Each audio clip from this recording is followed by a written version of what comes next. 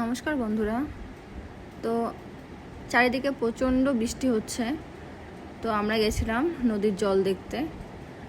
তো নদীর জল দেখতে যাব, ওয়েদারটা খুবই সুন্দর ছিল, ঠান্ডা ঠান্ডা। তো আমরা নিয়ে নিলাম দুটো চা খেতে খেতে জল দেখছিলাম, আর বেশ হাওয়াও লাগছিল। ব্রিজের মধ্যে দাঁড়িয়েছিলাম। তো দেখি পাশ দিয়ে একটা ট্রেন যাচ্ছে, এটা হচ্ছে মালগাড়ি। তো দেখো কি সুন্দরই না লাগে এইভাবে দেখতে।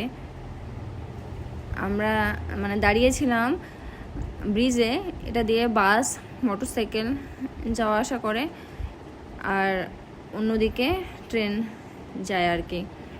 তো দেখো কি সুন্দর প্রাকৃতিক পরিবেশ। আবার এদিকে ভয়ও লাগে যে নদীর জল এত বেড়ে যাচ্ছে, বন্যা হলে সমস্যা হবে, আমাদের না হলেও অন্যান্য যারা আছে তাদের।